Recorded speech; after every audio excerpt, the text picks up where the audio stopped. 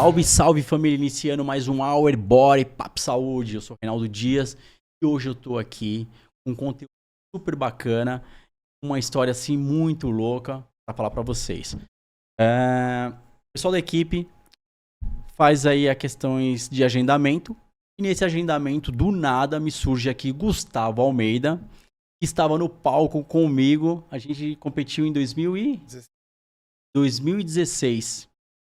Do nada, chega aqui você, meu irmão. Seja bem-vindo, Gustavo Almeida. É isso aí. Coincidência. Só que assim, já vou dar um spoiler. 2016 ele pegou sexto e eu peguei quarto, então a gente vai ter que fazer um confronto aí de novo. Vamos marcar outro campeonato. Vamos marcar. É isso aí, ó. Iniciando mais esse Papo Saúde aqui a todo vapor. Estamos na plataforma do Spotify também. Canal de cortes do Hour Body. Então vai lá, clica, inscreva-se, compartilhe, comente, fortaleçam. E hoje com o Gustavo Almeida aqui, professor da FMU, ou seja, da pós da FMU. Ele que também fala sobre biomecânica. Né? Especialista em biomecânica e precisão de treinamento e mestre em educação. Tá falando sobre? Eu dou aula em 3 cursos, né? Na área nutrição, na musculação e condicionamento físico e na fisiologia. Então todas as matérias que eu dou envolvem treinamento de força. Então eu dou fisiologia neuromuscular no treinamento de força, dou prescrição de treinamento, periodização de treinamento, grupos especiais obesos, treinamento de força e emagrecimento. Então tudo a ver com treinamento de força. Então eu sempre fico dentro dessa área da musculação. Só que como são 3 cursos diferentes, só que são matérias que tem em todos os cursos. Então eu acabo indo para esses 3 cursos. Tá navegando ali dentro desse nutrição, cenário. musculação, condicionamento e na fisiologia. E é tudo que a gente vai falar aqui hoje, galera. Bem-vindo então, irmão. Valeu. Vamos começar nosso bate-papo aqui. Eu que agradeço aí o convite. É uma honra. Boa tarde, boa noite. Não sei qual horário que vocês vão assistir aí o podcast. De novo, obrigado. Satisfação estar fazendo parte aqui desse bate-papo. Então vamos lá. O que a gente estava falando. Eu comecei em 2010. Né? Hoje quem está iniciando o fisiculturismo, o esporte está num boom, numa crescente. Eu ainda peguei a época que o esporte ainda era mais mal visto do que bem visto. Né? E eu lembro que na minha época, por exemplo, minha primeira faculdade antes de fazer educação física, eu sou formado em rádio e TV também. Eu era o único da sala que levava a marmitinha pra comer, com aquela cara de meu pouco, né? Ia pra comer, falava de treino. Então eu já era um peixinho fora da água dessa turma aqui. Só que como em paralelo eu sempre fui atleta, sempre tive um pezinho dentro da educação física. Porém, comecei a enfrentar aquele paradigma, aquela coisa de o cara é bombado, o cara é grande, ou ele não sabe passar treino pra uma senhorinha, ele vai querer quebrar a senhorinha no meio, ou só sabe falar de bomba, ou só sabe falar de treino e é burro. Foi aí que eu comecei a falar, preciso me destacar, mas não só pelo esporte, eu preciso sair para um outro lado. Sempre gostei de estudar. Foi aí que eu acabei educação física, fiz minha pós. Aí eu entrei para um grupo de pesquisa da Universidade de São Judas. Aí eu virei pesquisador junto com o meu orientador. Aí ganhei a bolsa para fazer meu mestrado. E aí virei professor universitário. Eu sempre bato nessa tecla de motivo de eu escolher e estudar e escolher pesquisar, justamente uma pessoa parar para conversar comigo, eu tenho o físico grande, mas ele fala, opa, peraí, conteúdo, ele sabe o que ele tá falando. Foi isso que conseguiu na minha época, quando eu comecei a estagiar, quando eu comecei a trabalhar em academia, quando às vezes as pessoas já vinham falar comigo, principalmente pessoas de mais idade. As senhorinhas eram as mais se assustavam comigo. Quando vinham falar, eu já começava a falar de termos técnicos, já falava de estudo. Não, eu tenho estudo para isso, eu mostro. A pessoa fala, opa, peraí, não é só um cara burrão que só sabe treinar, vai querer que a gente fique tomando bomba, porque antigamente era isso, o fisiculturista era o burrão que toma bomba, só faz isso. Então foi isso que me forçou a ir para essa área da acadêmica e da pesquisa. E é o que a gente tava falando, eu falo, se você for parar para pensar hoje no fisiculturismo, se eu falar para você, me fala 5 nomes de atletas fisiculturistas, mestres ou doutores em educação física. Tá pensando aqui mó tempo, você não vai achar quase nenhum.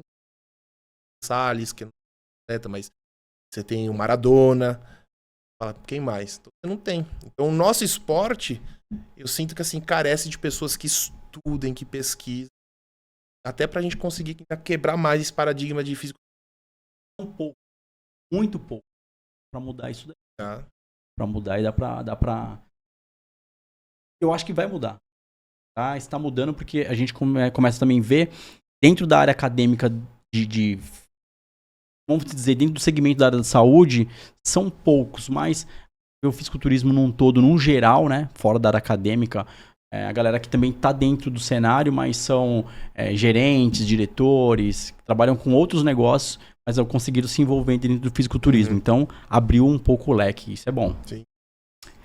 Enfim, parabéns Obrigado. pela sua iniciativa aí de mudar um pouco a história e mudar essa questão dessa visão da população, da vertente. Obrigado. E você atuando aí como professor acadêmico, então tem muita história para contar e a gente vai destrinchar dentro disso daí. Para depois a gente falar sobre as suas preparações, que a galera fica curiosa. Então não saiam daí não. Sobre a questão de treino, vamos falar para treino agora. Treino de hipertrofia. Então, eu aqui quero saber, Gu, para um geral, né? A gente fala para um todo. Qual o melhor treino que você recomendaria? Bom, hipertrofia, hoje o que as evidências científicas elas vêm girando em torno, comprovando, a hipertrofia está relacionada com volume. Então a gente precisa ter um volume alto de treino. Ah, mas o que seria um volume alto de treino? Também as evidências vêm mostrando que a gente tem que jogar em torno aí de cada grupo muscular, treinar de 16 a 24 séries na semana. É o mínimo que tem que fazer. Então, fazer um volume de treino alto. Ah, o que seria um volume de treino alto? Quando você for treinar, tem duas variáveis, volume e intensidade. Se a gente for colocar numa caixinha, intensidade é a carga, é o controle da execução, volume é o número de séries, de repetições, frequência semanal. Então, tudo que está relacionado a séries, frequência semanal, número de repetições, é o que vai te garantir maior hipertrofia. Aí, essa caixinha daqui, que é a intensidade, está mais relacionada à força. Então, quanto mais carga eu colocar, mais relacionada à hipertrofia, que a gente fala que tem a sarcoplasmática, e me fugiu o nome da outra, sarcoplasmática miofibrilar. E a miofibrilar. Então, a miofibrilar ela vai estar mais relacionada à parte de força. Sarcoplasmática, a gente está mais dentro de volume. O fisiculturista, ele fica mais nesse de treino volumes altos. Se você for pegar, por exemplo, um treino de um fisiculturista, ele faz 4, 5 exercícios para peito num dia na semana. Aí dá 2, 3 dias ele volta. Faz 4, 5 exercícios. Aí coloca 4, 5 séries de cada exercício. Gera um volume alto de treino. Então, dentro do esporte, para hipertrofia ou na musculação, eu sempre bato nessa tecla. Volume de treino alto. Ah, mas a carga ela não é importante? Ela é importante. Só que o problema da carga é o que a gente vai vendo hoje muito dentro da academia. O pessoal vai fazer cargas altas, ele vai mais para treinar o ego do que para treinar a própria musculação. Acaba exagerando na carga, em vez de fazer um volume alto, fica reduzido, porque ele consegue fazer 3, 4 repetições com uma carga alta. Então, eu bato sempre nessa tecla. Se você conseguir montar um treino com um volume semanal, uma frequência alta para cada agrupamento muscular, você vai ter os melhores resultados para hipertrofia.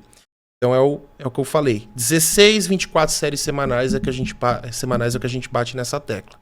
Então, o volume de treino hoje é a palavra mais voltada para a relação da hipertrofia. E a questão, Gu, tipo, eu acho legal o que você falou, mas como seria essa divisão de treinos? Que nem você falou, pô, vamos falar de peitoral. Então, eu treinei peitoral na segunda-feira. Fui lá, fiz 5 exercícios, 4 a 5 séries de... Bom, piramidal ou mantém fixas? Eu, Gustavo, gosto de trabalhar piramidal. Também gosto de piramidal. Fazer piramidal, não fixas. Até pra gente conseguir fazer uma relação de aumentar tanto o volume quanto a carga. Aí você vai conseguir ter esse aumento de carga. E pra volume, só piramidal sem drop, por enquanto. Período que você... Não estamos falando nem de off-season e nem pré-contest. Uma pessoa normal, é isso que você quer dizer? Isso, pessoas normais. Piramidal, ainda sem ficar colocando muitos métodos de treino. Só piramidal ali, bonitinho. Tá, e treinei na segunda-feira. Aí terça seria um outro grupo muscular. E na quarta eu volto pro peitoral novamente? Não necessariamente. dando pelo menos esse 1 dia de descanso, você poderia estar voltando. Mas eu gosto de dar pelo menos uns 2, 3 dias. Até porque, como é uma intensidade mais alta, um volume alto, então eu gosto muito de treino A, B, C, D. Por exemplo, eu treinei então peito aqui na segunda, eu só vou treinar peito de novo quinta, sexta-feira. 2, 3 dias de descanso. Não, então, mas aí agora que vai chegar pra galera pegar papel e caneta e anotar em casa. Pra eu chegar nesse grupo muscular de novo, qual seria a divisão? Então você montou o treino A, B, C, D. Então você vai entrar na sexta-feira com peito de novo, dentro da mesma semana. Então seria peito na segunda. Uma divisão simples que eu faço, vai. Que é o feijãozinho com arroz. Tá. Peito e tríceps na segunda. Terça, costas e bíceps. Na quarta-feira, só ombro ou só perna. E aí no outro dia, quinta-feira, ou só ombro ou só perna. Eu gosto de jogar perna logo depois de costas e de bíceps, porque eu já fiz já fiz peito, costas. Aí se eu jogar ombro, eu já tô com a minha articulação já meio sobrecarregada. Então eu jogo uma perninha para dar um descanso, volto pro ombro, volto depois para peito. Posso dar um descanso. É que assim, não existe uma regra, sim, né? Sim. É porque vai se adaptando a cada pessoa, né? De cada pessoa. Mas eu sempre, quando às vezes eu vou preparar um atleta, quando eu me preparo, eu fico nessa ABCD. Eu já tentei fazer ABCDE, só que eu acho ele muito distante.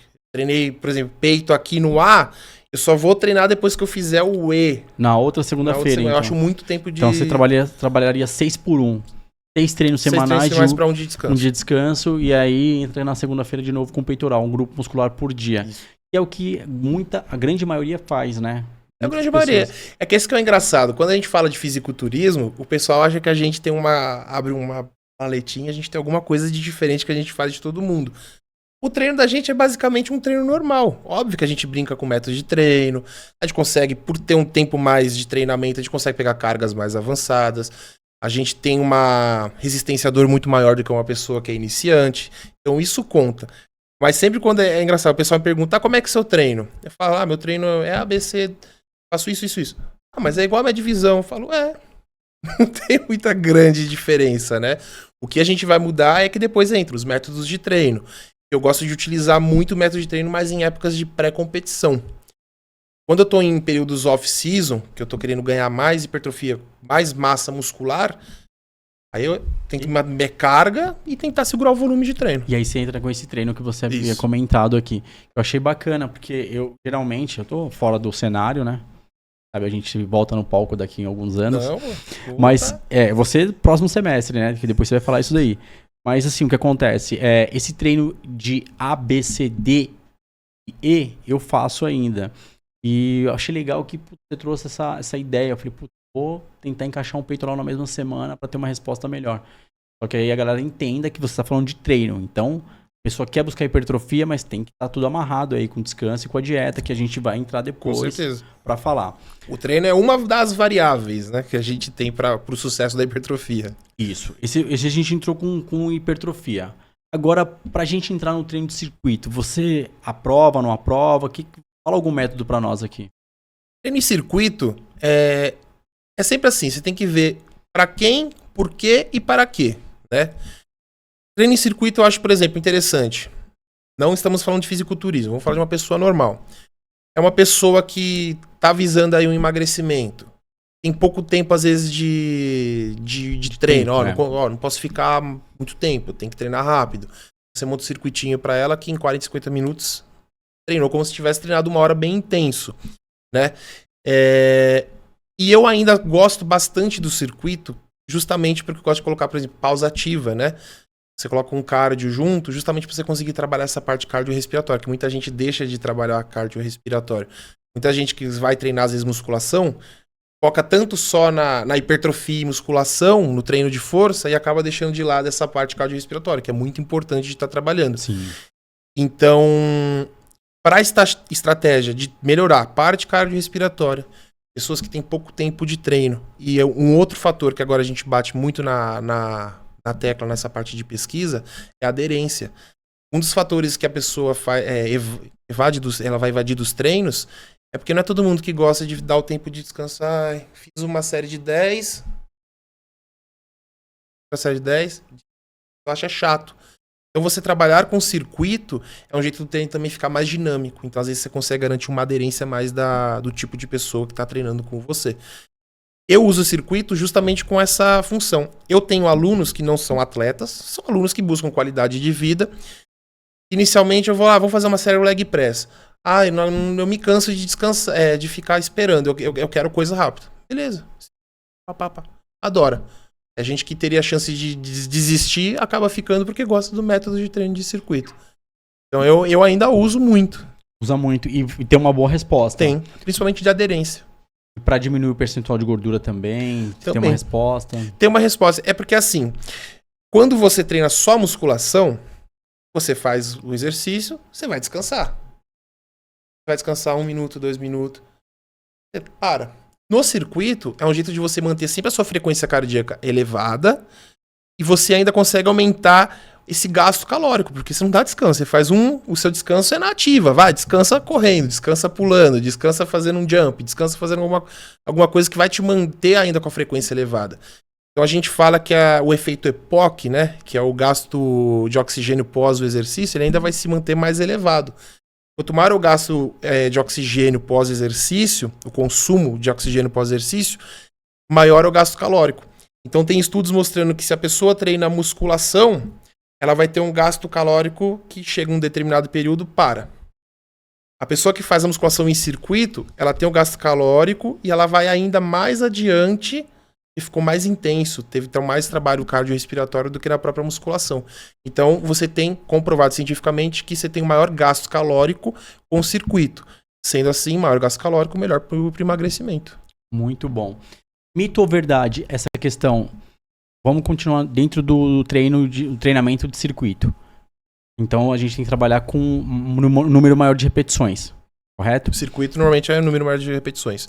Uma carga um pouco mais moderada, porque você vai levar o número de repetições. E qual que foi a sua pergunta? Então, dentro das repetições, mito ou verdade, essa questão tem a ver com o desgaste da articulação, o número de repetições? Então o cara vai falar assim, ó, vamos fazer um treino de circuito, tô falando uma pessoa normal, saudável, 20 a 30 repetições. Tem algum problema? Você como professor de biomecânica, já teve algum problema sobre isso? Não, até porque você vai ter que adequar a carga. Você não vai botar uma pessoa para fazer 20, 30 repetições, uma carga que ela aguentaria fazer 10, 12. Então você vai colocar ali uma carga que ela aguente fazer 20, 30 repetições. Então coisa de desgaste articular, as coisas... Tá, eu entro com essas perguntas aqui, Gu. A galera sabe, eu como apresentador, da área, mas chega muitas perguntas, né, pra nós, no direct, muita gente perguntando, porra, fazer muitas repetições pode causar lesões, sim ou não, gasto articular e tudo mais, e hoje eu tô com você aqui, então vamos tirar essas dúvidas. Uhum. Então não tem isso daí, é mito. Não, é o que eu falei, você vai ter que adequar Sim, a carga. Sim. Você não vai mandar uma pessoa fazer, ó, vamos fazer 20 repetições, uma carga pra ela fazer 8. Você vai fazer ela começar a querer roubar. Aí você pode ter alguma lesão. Mas você fazendo 20, 30 repetições, uma carga que ela aguenta, tranquilamente. Até porque a gente vai entrar também dentro do cenário do fisiculturismo, que aí é o pré-contest, que pra você aí romper, né, ter um maior gasto de glicogênio e tudo mais, ficar mais fibrado, joga um número maior de repetições. Problema algum. Não. Mas a gente vai entrar nessa outra parte aí, porque é a sua preparação a gente quer saber. Até porque se você quer trabalhar, por exemplo, resistência muscular, o próprio American College ele recomenda. Resistência muscular é mais do que 15 repetições, só que com uma carga mais reduzida. Então essa coisa de não, vou ter desgaste articular, pode fazer tranquilo. Mas você adequando a carga para isso. Okay? Você não vai botar uma carga muito alta para a pessoa. Você vai ter que jogar com uma carga ali 50% para baixo de um RM, de uma repetição máxima, né? Tá, e agora, toma uma água aí que vai ter uma outra pergunta. As academias estão implantando, já tem um tempo. Eu queria escutar de você saber. Essa questão de você fazer treino com eletroestimulação. Não, você não vai comprar uma briga, você vai falar a real, né? A sua verdade, cada um defende a sua. Eu tenho a minha, mas eu como apresentador aqui, eu tenho que perguntar pra você. Bom, a minha resposta ela vai com base no que eu estudo e no que eu leio. Sim. Não se tem evidência científica falando que o treino com eletroestimulação vai te favorecer na hipertrofia, vai aumentar o seu gasto energético, fazer você emagrecer. Que se tem é que eletroestimulação ajuda e muito, por exemplo, numa reabilitação. Tanto que quando você vai fazer uma fisioterapia, você já fez, não sei se você já fez, Já. tem as maquininhas de choquinho. Sim. Que acelera a reabilitação muscular. Agora, o marketing que se faz, se você fizer 20 minutos de um treino com eletroestimulação, equivale como se você tivesse feito 1 hora e você vai ter mais hipertrofia, emagrecimento. Traz um artigo que fala, eu vou acreditar, mas hoje não tem embasamento científico sobre isso. Tá vendendo mais a questão de tempo, né? Vamos vender o tempo, ó. Se você não É gastar que o ser tempo, humano, ele quer coisa rápida e pra ontem. E não tem almoço grátis. Meu, me dá uma solução pra eu emagrecer 15 quilos no mês. Meu, faz eletroestimulação. Você vai fazer 20 minutos. 20 minutos só eu vou. Você vai vender o peixe, você vai vender uma fórmula mágica aí. Aí compra. E aí você analisa que dentro desse número são pessoas que não treinavam. Já pega uma pessoa que... São destreinadas. Tanto que os estudos a favores da eletroestimulação, se você for pegar o grupo que compõe a amostra, são pessoas destreinadas. Você, além de apresentador aqui, você é treinador. Se você pega uma pessoa que é destreinada, nunca treinou na vida, se você der 1 quilinho pra ela treinar, ela vai ter resultado. Vai ter resultado. Porque ela sim. nunca treinou. Ela vai ter essas adaptações fisiológicas que vai gerar pra ela hipertrofia, maior resistência. Então, se você pegar uma pessoa destreinada, nunca treinou, vai lá fazer um pouco de treino de eletroestimulação, ela vai ter resultado. Então, os estudos a favor são pessoas destreinadas. Agora, pega uma pessoa treinada, senão você ia ver um monte de fisiculturista treinando com eletroestimulação. Aí o cara fala, pô, vou ganhar lá em 20 minutos. Pô, pra que eu vou ficar 1 hora e meia na academia? Eu vou fazer 20 minutos de eletroestimulação. Já daqui a pouco tô no palco. Não dá, então. É uma briga que eu posso até comprar, mas é que eu falo assim, eu me baseio em análise, em estudos. Esse grupo que eu faço parte da Universidade de São Judas, a gente levantou esse tema uma vez pra gente estudar. E aí, realmente, a gente não tem embasamento científico. Fala, eletroestimulação, desce, vai a reabilitação. Reabilitação. Sim. Isso é comprovado, cientificamente. Então ainda vamos continuar em treinos aqui. O cara já treinou, fez o piramidal, já fez, o cara começou lá, acima do peso, fez o circuitinho, baixou o BF, diminuiu o percentual de gordura, o cara já tá bem condicionado, coraçãozinho em dia, fazendo os cardio dele, com um treino de hipertrofia, que é um treino que já é piramidal, que entra força e tudo mais, um volume de treino bacana. E aí, onde entram os métodos que você curte mais? Os drop set e outros aí. Então, o legal dos métodos é entender o porquê que se criou os métodos, né? Tem, por exemplo, um nome aí muito famoso que eu costumo falar que as faculdades tinham que bater muito nessa tecla de ensinar quem foi, mas você acaba descobrindo quem é só se for fazer uma especialização ou se você for ler. Joe Weider. Joe Weider, que é o cara que criou o Mr. Olympia. A gente fala que ele é o pai do fisiculturismo, né? Ele é um cara que ele estudou muito isso e ele criou os métodos de treino de musculação. Por exemplo, o drop set, que é uma coisa que a gente sempre usa hoje. Se você for ver quem criou, o Joe Weider é um cara que mais estudou sobre isso. Mas o porquê que tem os métodos? O que a gente tem que entender? Quando uma pessoa vai treinar, quando ela é iniciante, ela vai levar um certo período para ela virar intermediária, avançada. Hipertrofia, ganho de força, melhora de condicionamento físico, melhora de cardiorrespiratório, só acontece porque a gente tem adaptações fisiológicas. Quanto mais tempo de treino o cara tem, mais adaptado ele é. E eu vou usar um termo bem chulo, mas é para o pessoal entender. A gente diz que quanto mais tempo de treino tem, essa pessoa ela fica calejada. Então, assim, qualquer pessoa às vezes, que começou a emagrecer, começou a hipertrofiar, ela vai indo numa ascendente. Chega uma hora que estabiliza. Quando ela chega nessa estagna, que ela entra nesse platô, que a gente chama platô fisiológico, aí é que é interessante começar a jogar esses métodos de treino. Que são estímulos que você vai dar, como um drop set, um rest pause, para você quebrar o que ele já estava fazendo nessa piramidal. Você joga um estímulo novo, o corpo entra numa bagunça fisiológica e começa a responder a novos estímulos. Então, os métodos de treino nada mais são que formas de você manipular as variáveis, tempo de descanso, tempo de cadência de execução, tipo, vamos fazer no método slow, né? super slow, vamos fazer um drop set. Então, tudo isso é uma forma de você manipular as variáveis que a gente tem dentro do treino para gerar estímulos diferentes. Gerando estímulos diferentes, você quebra o platô e aí você tem essa nova resposta de novo para hipertrofia, melhora de condicionamento. Por exemplo, o HIIT. Você vai para que todo mundo queria fazer HIIT. Por que as pessoas começaram a fazer o HIIT? Eles viram que num curto período de tempo eles conseguem ter um gasto calórico como se tivesse feito 1 hora. Ok. Mas o HIIT também nada é uma forma de você... Se você ficar sempre correndo constante, chega uma hora que teu corpo entra num platô. Ele fala, eu não vou conseguir sair disso aqui. Você tá correndo todo dia 1 hora, já acostumei com isso. O que você faz? Opa, dá um estímulo diferente. Aumenta, diminui. É um estímulo que seu corpo não estava acostumado. Dentro da musculação é a mesma coisa. Eu uso o método para quebrar esse platô. E aí eu gosto de usar muito com meus alunos que eu já vejo que já são mais avançados. Aí você perguntou quais que eu mais gosto? Gosto muito de rest pause. Gosto de drop. Hoje eu uso muito cluster set. O FT7? O FST7 eu já usei bastante na época que ele estava muito na moda. Mas aí eu meio que fui deixando ele de lado. O SST, não sei se você conhece também, sim, o SST. Sim. Os que eu mais utilizo, rest pause, drop set e o cluster set. O cluster set em particular é o que eu mais gosto. Então vamos entrar nesse... Eu achei legal você ter falado dos métodos. Então vamos entrar um por um pra galera entender, porque a gente começa a falar, e aí o pessoal às vezes não vai entender. O que ele tá falando? FST7... Drop set, rest pause. Então vamos lá.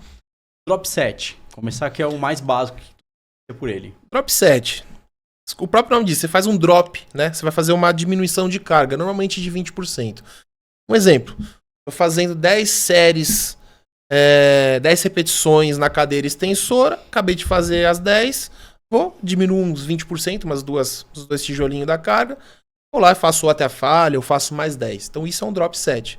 Caracterizado de fazer uma regressão da carga em 20%. Tudo que a gente vai falar agora de método de treino vai girar em torno daquilo que eu falei no início, que é volume de treino, é o mais importante. Se você for fazer, por exemplo, 3 séries de 10 numa cadeira extensora, se você fizer uma continha aí, 3 séries de 10, você fez 3 séries de 10, você fez 30 repetições. Com o drop set, vamos lá, fiz 10 séries com uma carga, diminuí, fiz mais 10. Já fiz 20. Se eu fizer isso 3 vezes, vai aumentar. Então já aumentei o volume de treino. O drop set nada mais é uma forma de você brincar com essa redução da carga, só que num curto período de tempo, aumentei o volume de treino. No volume de treino, melhor hipertrofia. Hipertrofia, qualidade dos cortes muscular, tem uma série de coisas envolvidas aí fisiologicamente.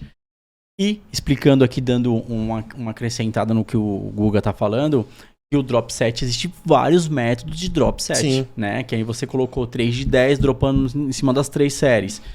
Tem na última. Tem na última, tem drop que não é de 10, tem drop que o cara vai 12, 10, 8, 8. Na última ele dropa 15, dropa 12. O Coleman dropava em todas, até zerar a sua carga. Então ele vinha com 100 quilos, dropa 70, dropa 50, dropa 30, dropa 10, dropa 5 quilos. Aguentava mais. Aí é até a falha.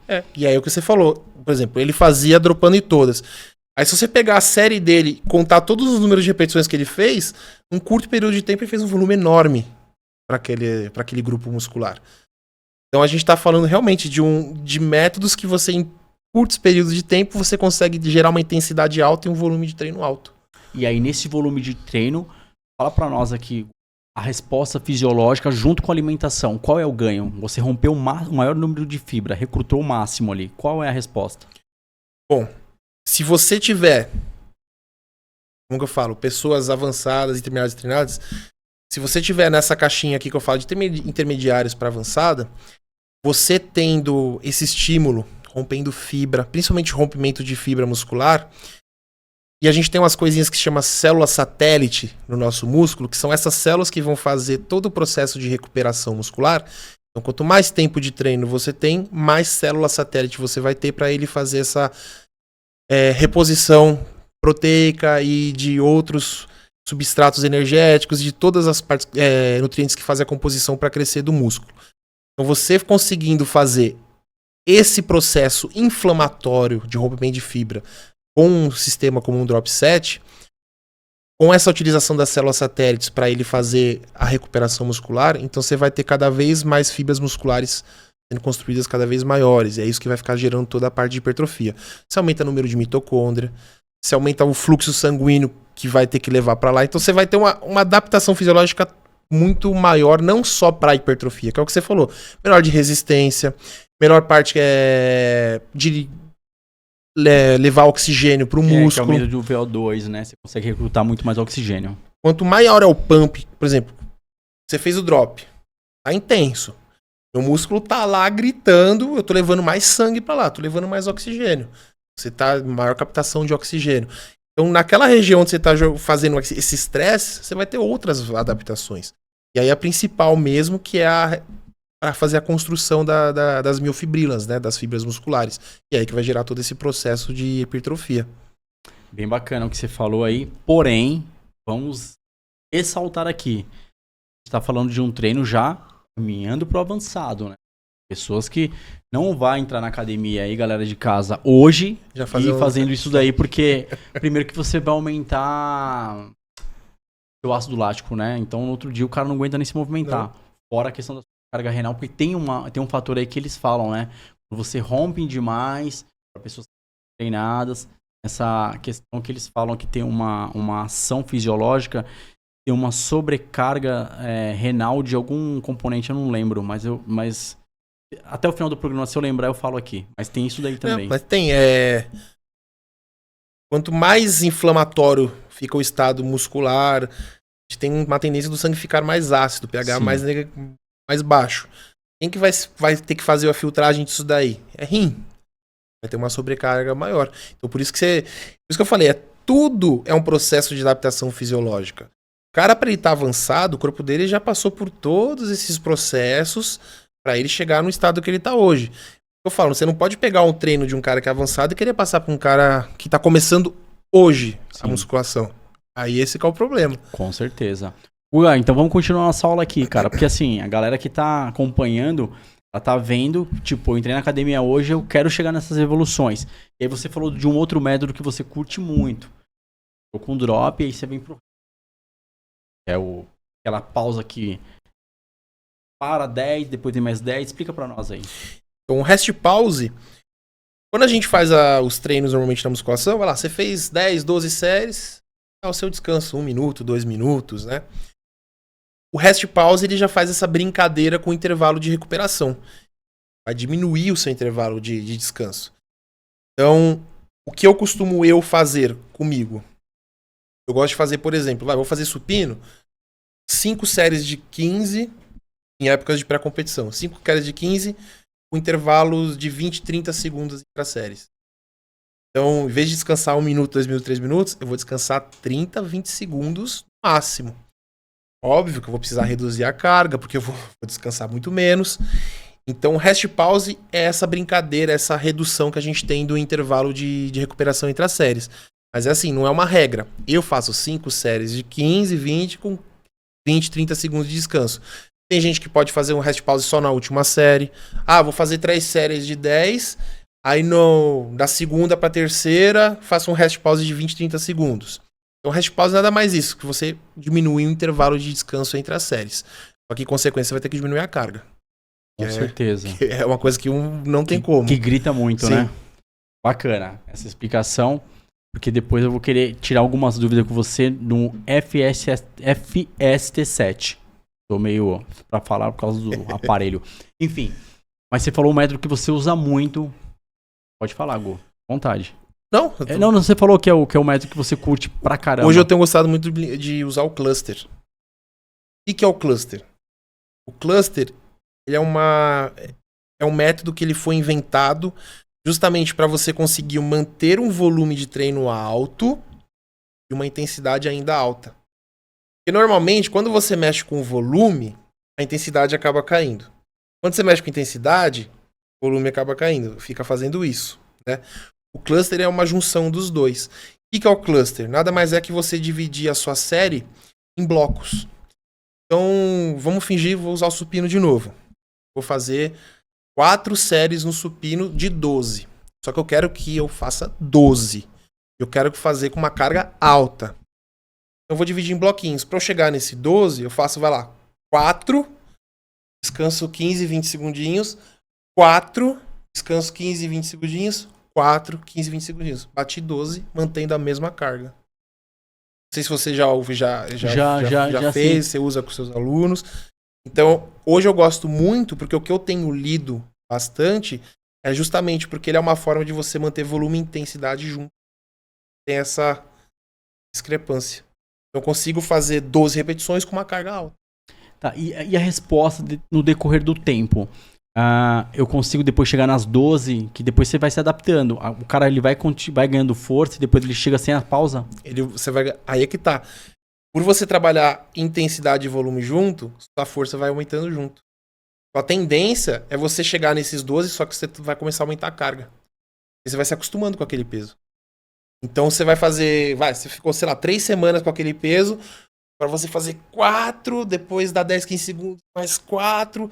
Quando você for fazer a última, você faz 4, só que você fala, opa, daria fazer 5 aqui.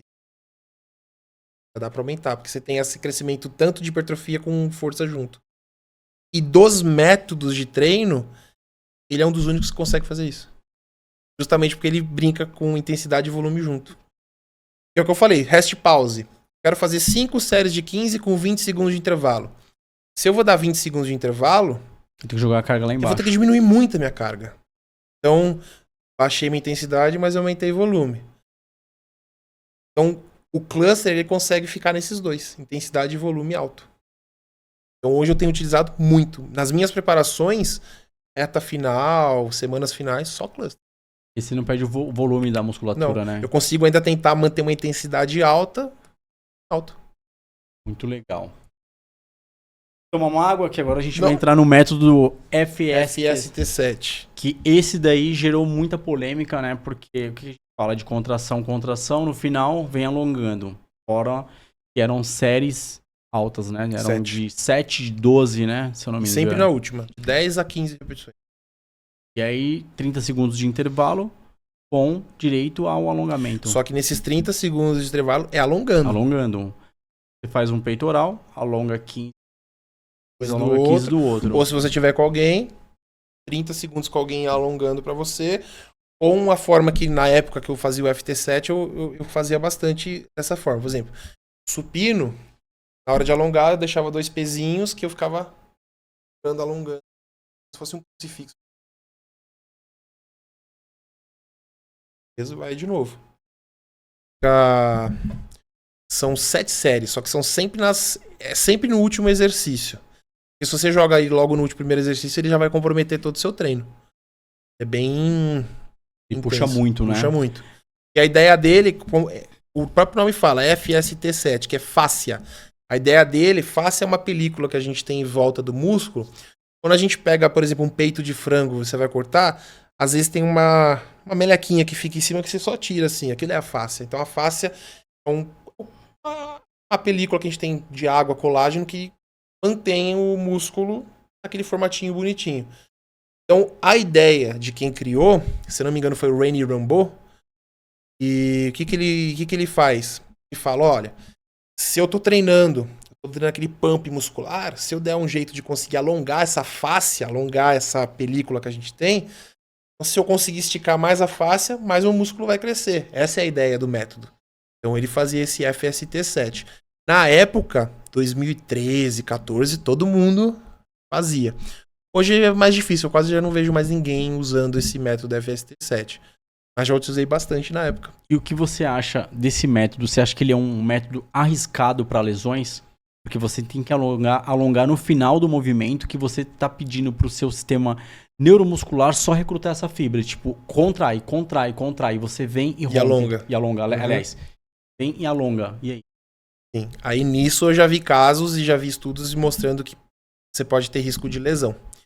Justamente pelo que você falou. Você tem lá a contração muscular.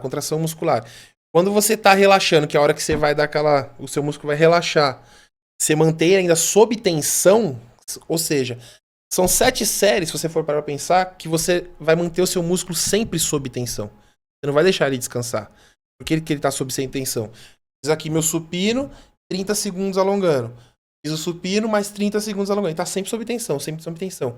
Então isso daí sim, se é uma pessoa que não está preparada, é uma pessoa que ela treina, mas diga ainda avançada, não tá mas, no, assim, no extremo avançado. No extremo avançado, você pode sim gerar lesão. Que aí você pode se romper, mas pode gerar até rompimento mesmo de... Claro. É porque você analisando, né? Você tá sobre um pump imenso. Um fluxo sanguíneo imenso.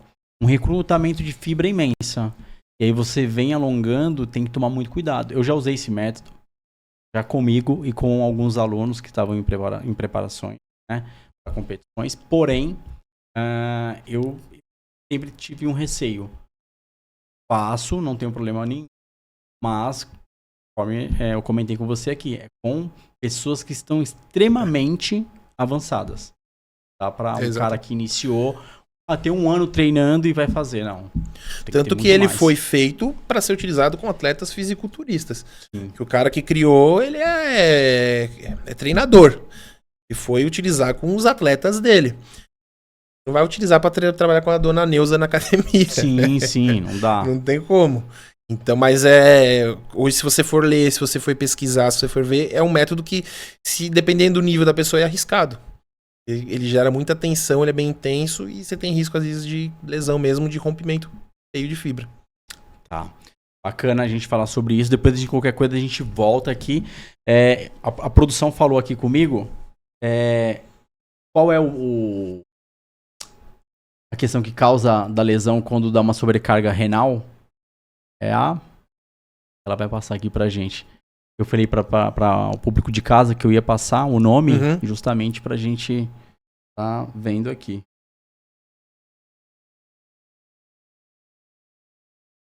Vou deixar pra você aqui. Nosso professor hoje. Já ouviu já? Rabdomiólise. Eu conheço... Inclusive, eu tenho um amigo meu personal, só que ele é do CrossFit. Ele teve isso daí, quase morreu.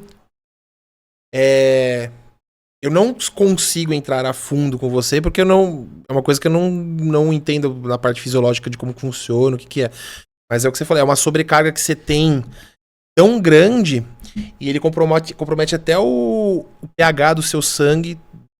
A parte, ele estava me explicando, a sua parte imunológica cai muito, você fica internado e ele, se não me engano, ele teve que fazer até transfusão de sangue por causa disso. Então, porque você começa a sentir dor no corpo inteiro, perde força e tudo mais. O que acontece? Aconteceu com um médico, amigo nosso, na academia. Enfim, ele ficou um tempo grande sem treinar, devido ao trabalho, atendendo direto, o cara não parava. E ele é da medicina do esporte, olha que louco. E aí ele voltou com aquela ansiedade, quero voltar a treinar, quero voltar a treinar. Com sede ao pote. Cara, ele voltou a treinar, acho que foi no segundo treino. Ele treinou com uma intensidade imensa, alta, com os métodos, colocando aqui. No dia seguinte, foi internado, justamente por causa dessa questão. E fica de alerta pra galera de casa que parou, volta gradativamente. População, bom, saúde, é saudável, é longevidade, porém, tem que ser feito adequadamente. Sim.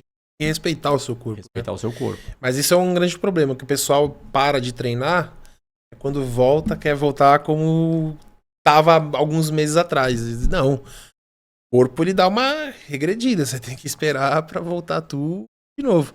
E isso aconteceu, esse meu amigo que ele é personal, ele me explicou, ele tava se preparando para competir esse campeonato de CrossFit, treino atrás de treino, treino atrás de treino, não dava nem um dia de descanso, treino atrás de treino.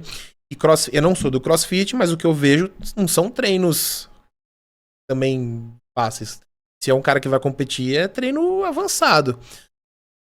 Chegou num fim de semana, foi pro hospital, ficou internado, deu toda essa parte de sobrecarga renal, ele teve que fazer transfusão, e aí ele me falou, eu tive que fazer transfusão porque o nível do meu pH sanguíneo tava de um jeito que era como se estivesse venenoso pro meu corpo.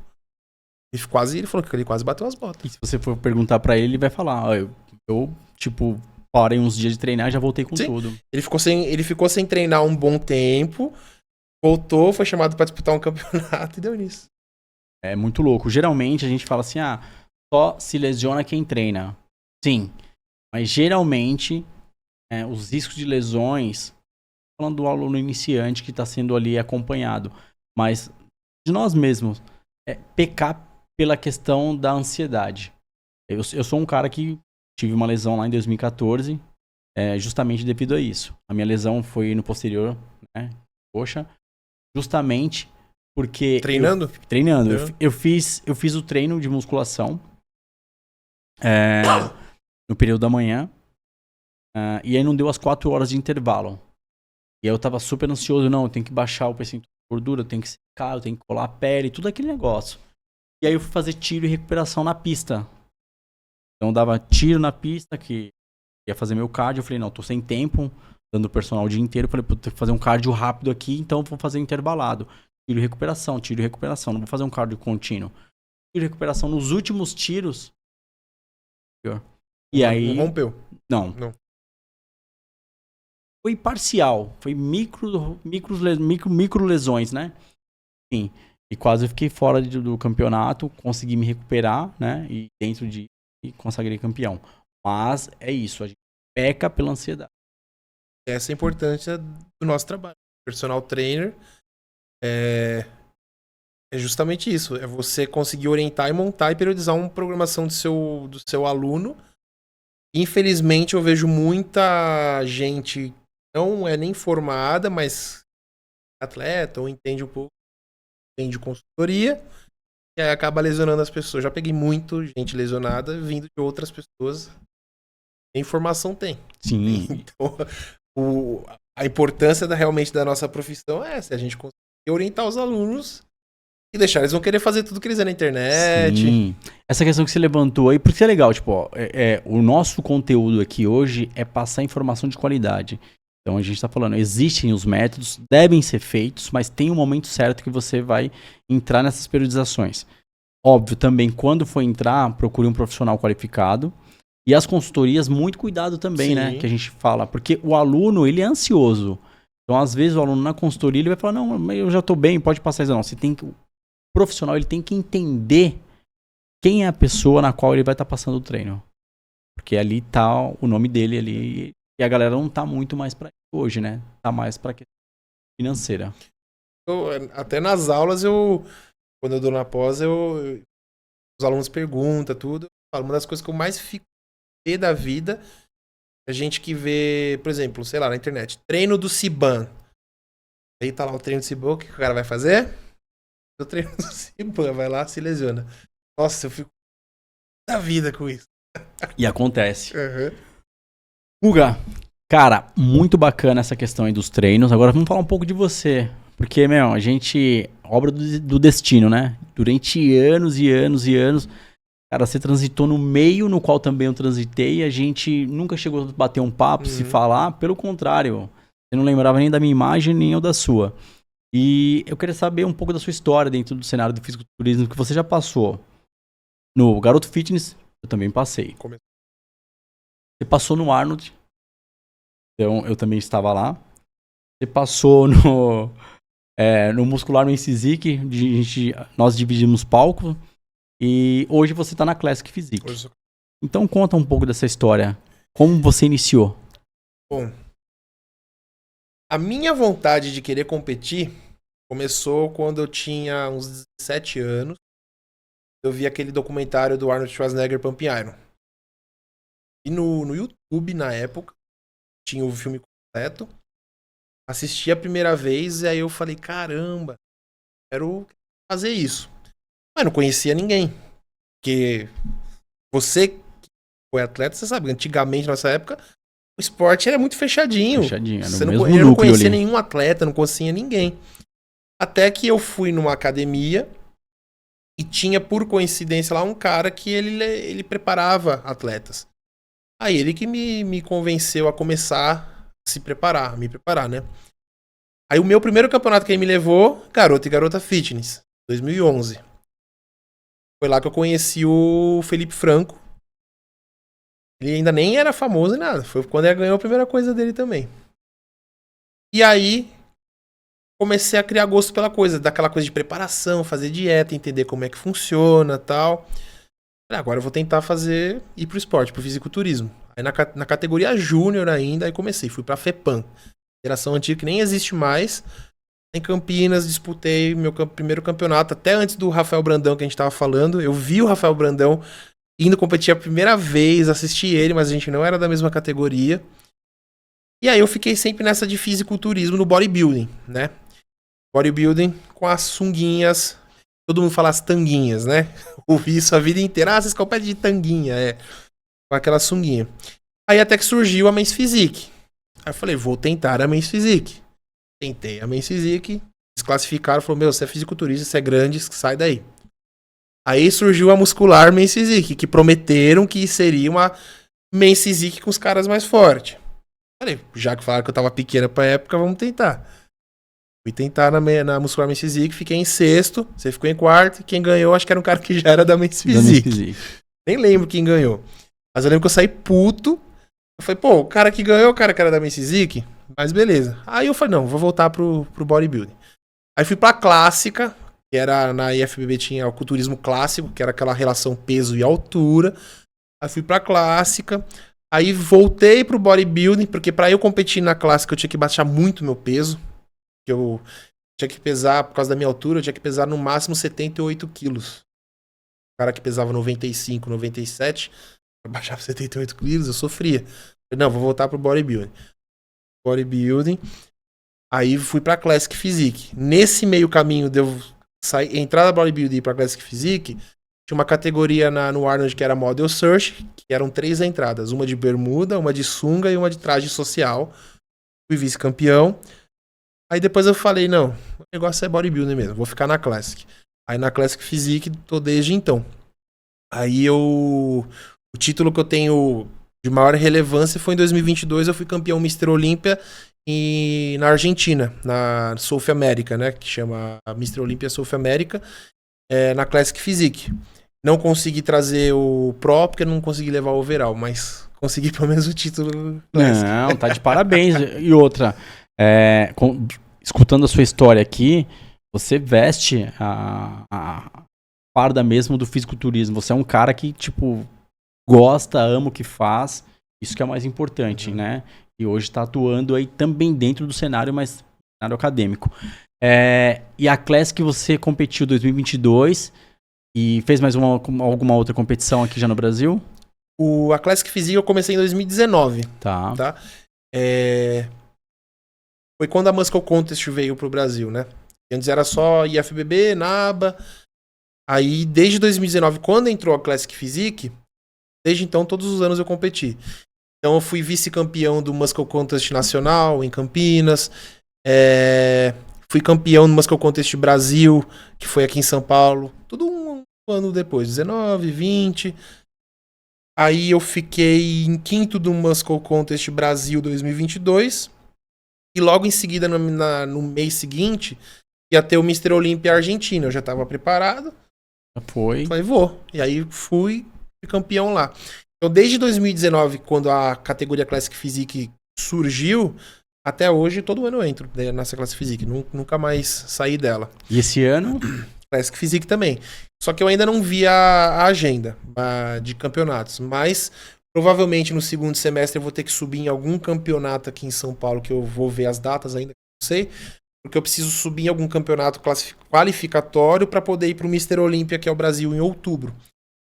Então, assim, certeza que eu vou no Mr. Olímpia Brasil, em outubro. Só que eu preciso ainda ver qual campeonato que eu vou subir antes para fazer a classificação, né? Tá, então agora vamos entrar nos seus métodos, as suas preparações. Guga, então, você agora tá em off. Off-season, você geralmente qual treino? Off-season, primeira coisa, meu off-season eu tento fazer o mais limpo possível, né? Eu não fico comendo um monte de tranqueira, porque se eu subir muito meu peso, depois pra eu baixar eu sofro. Posso subir com 88 quilos. Então eu tento manter sempre off, até no máximo 105 quilos, 106 estourando. Métodos de treino. Como eu tô sempre no off-season, a gente tá comendo bem, a gente tá com um aporte energético muito bom, então eu consigo pegar cargas elevadas. Off-season eu só treino piramidal. Só 4 séries, uma de 15, uma de 10, uma de 8, uma de 6, sempre fazendo uma progressão de carga. Em off-season eu não uso métodos de treino. Então eu faço tudo, 4 séries de 12, 10, 8, 6, sempre, para todos os exercícios. Vai fazendo as variáveis, só, né? porque aí eu me preocupo mais em carga. Eu tenho que aproveitar, porque como eu tô comendo bem, eu consigo fazer treino com umas cargas mais elevadas. Já quando eu entro em pré-contest, não é uma regra, é de pessoa para pessoa, né? Quando você começa a comer menos, sua energia vai diminuindo, sua força tende a cair. Aí é que eu entro nos métodos. Mas em off-season, 4 sériezinhas, 3 sériezinhas, 12, 8. Pirâmide crescente, aumentando o peso. Fazendo aquelas variações, né? Tentar 2 vezes na semana o mesmo músculo. Sim. Eu gosto de treinar na semana pelo menos 2 vezes cada músculo. E aí você faz aquele esquema 6x1. Em época de pré-contest, eu faço 4x1. Aí eu já reduzo, né? Eu coloco o descanso um pouco antes. Eu faço A, B, C, D, descanso. A, B, C, D. E aí o pré-contest você entra com quais métodos que você curte mais aí? Drop set, que é o que eu... É os que eu falei. Drop set, rest pause. E eu tenho, do ano passado pra cá, usado muito cluster. E aí você entra nesse mesmo esquema, né? Volume, intensidade... Não tenta baixar muito a carga. Então, eu tento segurar a carga o máximo que eu consigo. É por isso que eu falei, não é uma regra. Eu conheço atletas que mesmo em pré-contest eles pegam a mesma carga que eles estão em off-season. Sim, sim. Eu olho e falo, mano, é absurdo. Eu já sofro com isso. Quando eu entro em pré-contest, sei lá, supino que no off-season eu faria 60 de cada lado, 12 repetições brincando, faço com 40, 35, eu já começo a perder muita força. Mas aí é de cada um, né? E as semanas que antecede o campeonato, aí você entra em qual método? Aí além de eu reduzir bastante, 3 semanas finais, vamos dizer assim, que são as 3 semanas que eu gosto já estar praticamente pronto, eu sou bem cuidadoso com isso. Eu gosto de pelo menos me estar preparado 3 semanas antes. Por que 3 semanas antes? Porque aí depois é só você controlar o peso e depois tirar a água, fazer a desidratação, né? Então as 3 semanas antes, eu começo a dar uma diminuída nesses métodos de treino, justamente para eu não ter lesão, porque aí eu fico meio receoso de ter alguma lesão. Aí eu fico fazendo tudo 3 séries de 15, 4 de 15, aí eu reduzo a carga, começo a aumentar um pouco o número de repetições. E o tempo de intervalo aí você também reduz? 45, 30 Aí segundos e vai que vai. Gosto de fazer sempre, e aí cardio, né? Um jejum, pós-treino, sempre faço. E a intenção aí dentro desse treino é depredação de glicogênio mesmo. Já começar a baixar esse estoque de glicogênio que a gente tem, pra gente poder fazer depois aquele processo da finalização, que é comer. E o processo da finalização? Eu já fiz vários, tá? Porque assim, como eu já passei por alguns treinadores, eu passei com médico, já passei com nutricionista, aí nomes aí do meio. Já tive o Fernando Marques, Paulo Lima, ano passado, ele que me preparou. Eu já fiz vários tipos de preparação, de finalização. Só que por eu ser atleta desde 2010, eu já sei mais ou menos o que meu corpo acaba respondendo melhor. Se a gente acaba se conhecendo, você vai conhecendo seu corpo, né? A minha reta final, por exemplo, eu nunca zero carboidrato. Se eu tiro o carboidrato, eu perco muito volume. Muito volume mesmo. Eu fico parecendo... Passei fome anos. Um hamster. Fico cabeçudo e magrinho. Então eu aprendi que eu não preciso zerar carboidrato. Só deixo ele baixinho. Tenho ele baixo. Vou zerar ele só na reta final, que aí eu explico quando é que eu tiro. Então eu faço low carb, carboidrato bem baixinho. Dias de perna, estrategicamente eu subo ele um pouquinho mais em algumas refeições antes para eu ter um estoque maior, né? Eu faço saturação de água, mas a hipercompensação pirâmide, né? Eu faço 12, 10, 8, 6, tirando de 2 em 2 litros. Então, por exemplo, se o campeonato é no sábado anterior, Já começo 12, domingo 10, 8, 6, 4, 2, aí um dia antes, 1,5 no máximo, aí corta a água. Faço essa Decrescente. Vou tirando a água. Eu gosto assim. Eu faço assim. Eu já fiz ao contrário.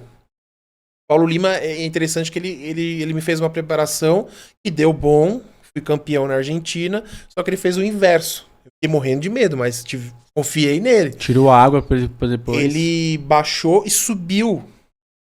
Só que ele subiu na reta final. Eu falei, meu Deus, eu vou reter. Só que a gente estuda, a gente sabe que não, você não retém, você vai desidratar, né? Quanto mais água você bebe, mais o corpo quer eliminar. Sim. Só que eu fiquei naquela neura e deu certo. Só que hoje, se eu falasse assim, ó, hoje eu vou me preparar sozinho, eu vou no 12, 10, eu vou no normalzinho que eu sempre fiz. Eu vejo que o meu corpo responde bem. Então, é o que eu vejo que o meu corpo, que eu menos errei, né? Que meu corpo menos tem algum problema de retenção lá na reta final. E a questão do sal? O sal, o que eu faço? Mantenho o sal normal, por exemplo, até quarta-feira. Aí na quarta-feira eu faço uma saturação grande, 5 gramas de sal. Mas quando eu falo 5 gramas de sal, não é 5 gramas de sal de cozinha, é 5 gramas de sódio. Ah, qual que é a diferença? Se você pegar 5 gramas de sal, ele não tem 5 gramas de sódio. O que é 5 gramas de sódio? Imagina você pegar 5 sachês de Sazon. Um sachêzinho de Sazon tem 1 grama de sódio. Então eu faço essa bomba de sódio na quarta-feira, 5 gramas de sódio na quarta, aí eu reduzo na quinta para 2,5, na sexta eu tiro o sal, aí 0 sal. Então eu faço uma compensação de sal. Mas por quê? A gente tem 2 hormônios, né? É o aldosterona e o DHT.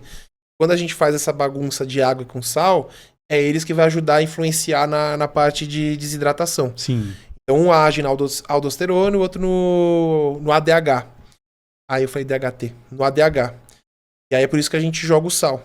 Então 5 gramas de sal, 2,5, 0 sal. E quando eu 0 sal, pra mim é a pior parte. Odeio. E você já não pode beber água direito. Você tem que comer o arrozinho e o seu frango sem sal. Sem sal. Eu falo que pra mim, de tudo na preparação, é o dia que eu mais odeio. Porque você sente dar aquela baixa mesmo. Você fica tonto. Tanto que eu falei, eu na reta final, na última semana, eu não dou aula. Corto. Já deixo meus alunos avisados, falo, ó, semana tal. Seu treino já deixo montadinho, bonitinho, tudo mais. Não dá. Mas por quê? Porque eu conheço, você falou que você conseguia. Tem gente que, faz tudo isso e nem se abala. Eu falo, você tá em reta final de preparação? Tô. Eu não, eu fico mal. Eu consegui transitar bem na época, e zerando o carbo, zerei sal, fiz um monte de coisa e tava de boa. E aí eu quero saber de você, Guga. Quando a noite que antecede o campeonato, e aí qual a estratégia que você usa? Eu já fiz também de tudo, pra entender o meu corpo. Mas o que o meu corpo melhor responde, a estratégia que eu uso, é o seguinte. Pesei na sexta-feira pra competir no sábado. Na sexta-feira, a gente vai fazendo carbo, você vai comendo bastante. Então a gente faz o carb-up, né, que a gente fala, a gente vai comer. Começar a encher o músculo. Eu vou comendo bonitinho, limpinho, até a noite, normal. Antes de dormir, aí eu chuto o balde. Aí antes de dormir, peço uma pizza, hambúrguer, como, mas não até morrer. Como até eu me sentir saciado, durmo. Aí eu deixo o meu corpo responder bonitinho, aí acordo. Sempre, desde quando eu sempre comecei a fazer isso, jogar a minha refeição lixo na madrugada, no dia seguinte foi sempre quando meu corpo acorda impecável. Seco. Acelerou o metabolismo ali na noite, vai que vai. Como você tá sem sal, do nada você joga o sal de novo, puxa aquele restinho de água pra dentro do músculo, o músculo vai enchendo. E tem gente que começa a acordar, eu já fiz isso. Colocar o relógio pra despertar de madrugada, tipo de 2 em 2 horas pra ficar comendo. Aí eu aprendi que meu corpo melhor responde isso. Como a pizza, se tiver comer algum doce, alguma coisa, eu como, durmo, deixo o meu corpo responder. Tô acordando e acordo bem. Aí no dia da competição, como limpinho de novo. Não fico sujando. Aí só antes de subir no palco, aquelas estratégias. Joga um chocolatinho, um melzinho, pra você se aquecer. Mas a única refeição que eu faço suja mesmo é a última antes de dormir. Então você entende assim, seu corpo responde bem porque você tem facilidade para aumentar, né, o seu volume. Tem facilidade para ganhar peso. Sim. Curto período de tempo, assim, na madrugada, eu fui vendo que, sei lá, ia dormir 10 horas da noite pra acordar às 6 da manhã pra me pintar. Esse tempo eu fiquei dormindo, o corpo respondia bem, enchia bem, acordava com um volume bom. Nesse último campeonato, eu consegui botar de um dia pro outro, que nem eu podia pesar 88 quilos. Eu lembro que eu pesei 87,8, alguma coisa. Aí de um dia pro outro eu fui subir quase 92 quilos, amanheci. Botei quase 5 quilos ali, de um dia pro outro. Aí eu vou comendo durante o dia normalzinho. E sempre que eu preparo algum atleta, eu também faço isso. Por exemplo, vejo no backstage, também já deve ter visto, tem uns caras que conseguem comer um monte de arroz. Eu não consigo, por 2 motivos. Um, porque eu já não consigo, porque minha boca já tá tão seca, que eu evito de ficar comendo, que eu tenho medo de ficar com o estômago muito dilatado. Então, no dia da competição, no backstage, só beliscando. Um coitinho de arroz, uma batatinha, alguma coisa assim. E, eu tive o dia anterior inteiro pra comer. Comi tudo que eu tinha que comer, agora ali eu relaxo. Aí tem diferenças de estratégia. Por exemplo, o Muscle Contest, ele tem o campeonato que ele faz as prévias, e aí da tarde pra noite é que eles fazem as finais. E aí eles dão essa possibilidade de, por exemplo, você foi bem nas prévias, só que depois nas finais vai ter uma outra avaliação que se você conseguir melhorar, você ganha algumas colocações. Aí na Muscle Contest, dependendo do campeonato, por exemplo, eu tive que fazer isso no Olímpia. Eu fiz as prévias, as finais ia ser tipo só 6 horas da tarde, à noite. Aí nesse meio período, eu pedi um lanche, aí eu comi. Mais um tempo pra meu corpo encher. Fui bem porque eu consegui encher e ganhei mais algumas colocações, isso do ano passado. Não consegui ficar entre os 5, mas quando eles chamaram as poses, em vez de eles me chamarem para terceiro confronto, como foi na da manhã, eles já me chamaram para o segundo confronto. Falei, opa, e algumas colocações. Então, mas é o que eu sempre costumo falar. É o seu corpo que vai dizer, né? Com certeza. Você tem que ir vendo o que ele tá pedindo. Você pode reter, você pode errar, aí você vai ter que fazer alguma manobra ali pra conseguir tirar essa retenção. Tem um tempo pra tentar colocar mais volume, vamos comer, vamos tentar encher. É o que o seu corpo tá pedindo ali. Não, e o que é legal que você tá levantando aqui é que cada atleta, é como a gente fala de treinamento, não muda nada, cada pessoa responde de uma forma. Não tem uma fórmula mágica exata pra alguém. Eu já tenho que virar madrugada, acordando de 3 em 3 horas, carbando. Eu tenho dificuldade pra ganhar encher. Muita dificuldade. E o que é legal do campeonato que eu fiz da Muscle Contest na Califórnia, justamente é isso. A prévia é 9, 10 horas da manhã, a gente volta pro hotel, e aí a finalização, que é a reta final, que é a apresentação final, 7, 8 horas da noite. Teve um tempo então eu tenho um tempo pra, carbar mais, montar as estratégias que a gente sabe quais são, né? Até corrigir algum erro, né? Com certeza. Porque tem muito atleta bom que um dia antes tá bom pra caramba. E erra alguma coisa, retém. Aí você tem ainda esse tempo pra tentar dar aquela corrigidinha. Dar corrigida. Pra tentar melhorar. Tem várias estratégias. E é isso. Mas achei muito, muito legal esse bate-papo justamente para orientar a galera que tá entrando dentro do cenário do fisiculturismo e entender. Vai fazer um campeonato, são erros e acertos. Meu corpo não respondeu bem, pra encher, eu fui dormir e no dia seguinte, então tudo bem, na próxima você não vai dormir a noite inteira, você vai fazer de 3 em 3 horas. Esse que é um grande problema, eu também vejo de atleta que fica mudando muito de treinador. As pessoas às vezes quando me procuram pra eu preparar, por exemplo, preparei o primeiro campeonato, eu sempre tento explicar pra ela, é a primeira vez que eu tô tendo contato com o seu físico. Tô entendendo como é que ele vai responder. Às vezes eu, Gustavo, posso tentar montar uma estratégia, depois chegar lá e falar, não foi a melhor. Tudo bem. Próximo campeonato, já sei que isso aqui não foi bom pra você, vamos por esse outro caminho.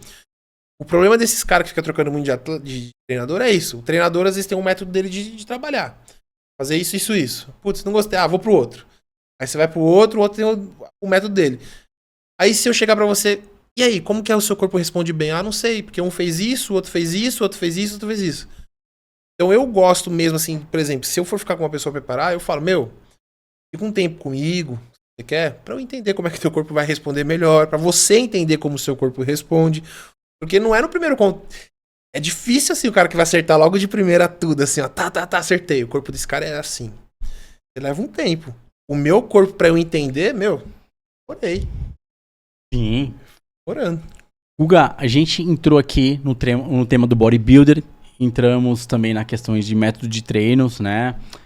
E aí eu queria deixar aqui uma pergunta pra você, justamente num cenário dentro de pessoas que já treinam, tá? Porque a gente sabe que pra iniciante, o legal quando você vai passar um treino na academia, a pessoa nunca pisou dentro de uma academia, o legal é estar passando os treinos com aparelhos guiados, né?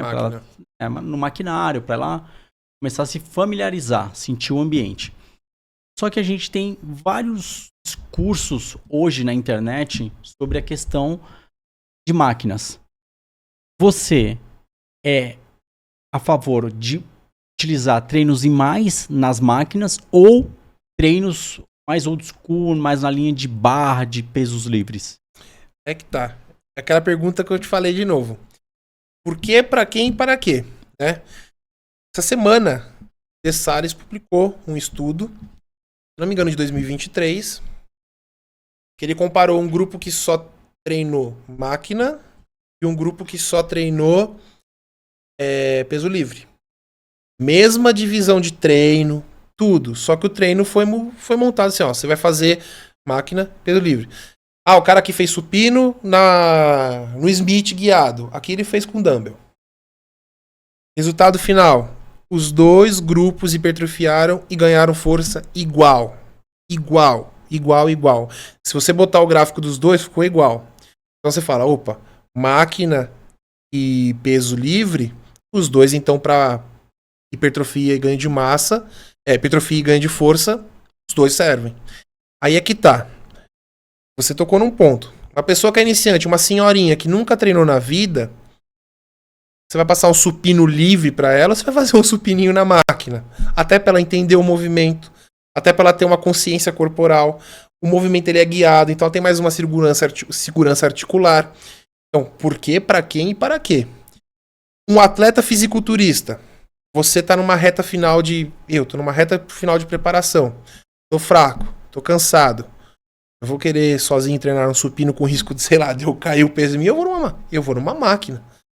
Ah, uma pessoa normal. Treinou o treino inteiro numa intensidade alta, com peso livre. Você quer ainda puxar mais um pouco. Só que ela já tá cansada. Você não é mais sábio ou mais seguro você passar então um último exercício para ela numa máquina do que num peso livre? Então, assim, essa guerra de máquina e peso livre é uma coisa antiga. Ah, não, máquina não hipertrofia, é muito melhor você fazer com peso livre. Qual é a vantagem do peso livre? Você cria uma consciência corporal maior. Você trabalha outros músculos que são os auxiliares. Por exemplo, se você fazer um desenvolvimento sentado e um desenvolvimento em pé, meu abdômen, quadrado lombar, paravertebrais estão sempre ativados para você poder estabilizar. Então a vantagem dos pesos livres é que você vai melhorar consciência corporal, coordenação motora e os músculos estabilizadores vão ser mais ativados. Máquina, os músculos pré-estabilizadores são menos ativados. Tem estudos com eletromiografia que mostram isso. Só que não é por isso que ele é ruim. Entendeu? Os dois são bons. Depende do momento da circunstância na qual você se encontra, né? Porque assim, você pode trabalhar a máquina desde com uma pessoa iniciante e avançada, que é o que eu te falei. O avançado, Gustavo, na minha reta final de preparação, eu prefiro máquina. É o que eu falei. Eu tô fraco, tô cansado. Eu não tenho companheiro de treino, eu treino sozinho, eu não tenho um amigo lá pra me ajudar. Até pra dropar, né? Muito mais fácil. Você vai fazer um drop set no supino, você vai ter que sair, levantar, tirar o peso de novo. Maquininha ali, ó. Melhor. Só que aí, tô te respondendo com estudo. Esse estudo de 2023 mostrou que os dois hipertrofiaram e tiveram o mesmo ganho de força. Aí você fala, então qual que é melhor? Faz. Ótima explicação. Ficou muito bem colocado aqui, Guga.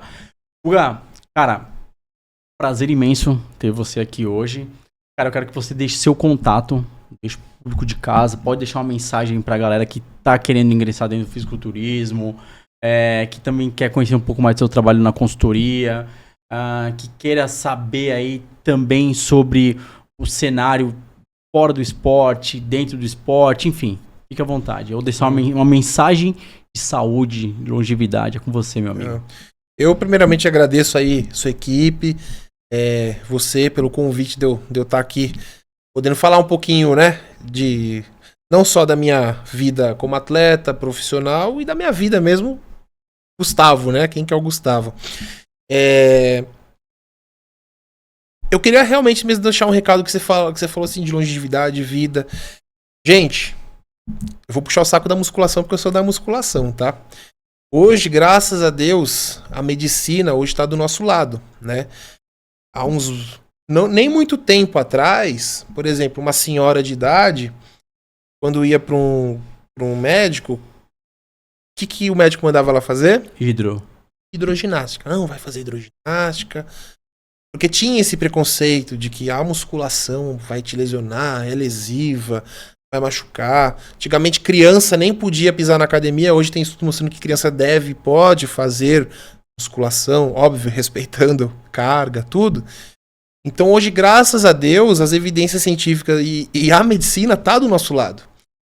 Se você for pegar uma lista de esportes os mais lesivos, garanto pra vocês que a musculação, vocês vão ver que tá lá na notinha de rodapé.